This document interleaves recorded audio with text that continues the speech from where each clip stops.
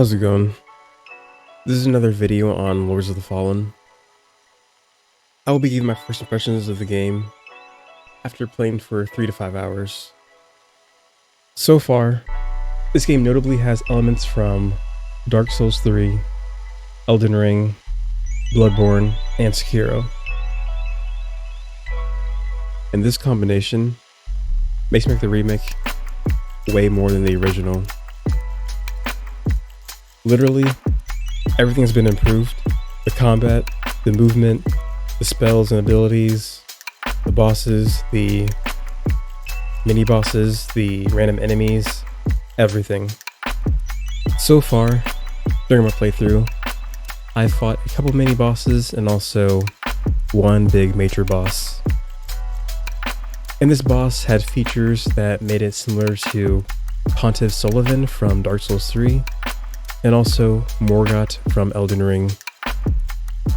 And that's a nice combo too because I loved both of those bosses, so I really like this one as well.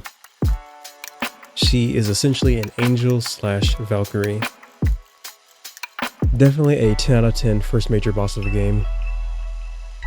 For my character, I'm playing as a Dark Crusader, which uses a long sword and it throws out these healing talisman that damage enemies to heal yourself as well, so that's pretty nice. It also has medium heavy armor, so not super fast, but not super slow either. Typically I go with light armor, but even with medium, it's relatively a decent pace, I would say. The dodging isn't too slow and delayed or too short to be effective. It functions quite well. For my build, I am using Strength and also Radiance for the Holy Magic. And the combat has elements from Dark Souls 3, Sekiro, Bloodborne, and Elden Ring, so all of that adds together quite well, I would say. The nice feature in this game as well is the two worlds they incorporated: Axiom, which is the world of living, and Umbral, which is of death.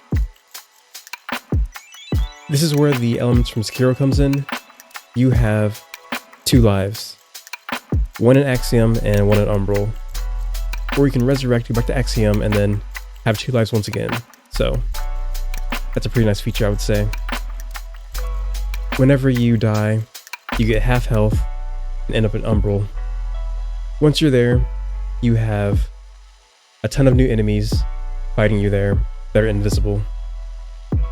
And while you're there, killing enemies, your meter goes up, and you have harder and harder enemies to fight there, so you want to leave relatively soon.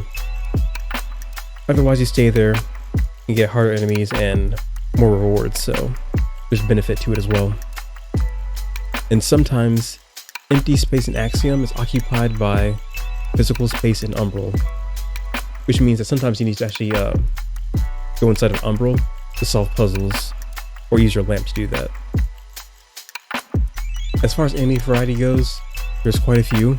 I've seen like 4 or 5 enemies in Umbral, and about 7 or more in Axiom. And this is within like the first 3 to 5 hours, so definitely not too much sameness here and there. One thing I like too as well is their hub world. You have a few vendors there, one to boost your healing, one to boost your abilities in Umbral, an NPC that sells like magic and armor. There's also a few others too as well. I assume they probably have stories of their own. They speak to you about your lantern and wanting to have it, so I'm not sure how far that will go, but they are there at least. So far, it's very great. I would put this on par with From Software games in terms of their overall quality and fun factor, so that's definitely good. And that's about it. If you enjoyed this video, leave a like. Sub for more comment sessions. If you have any thoughts, questions, suggestions, comment down below and I'll respond. See ya.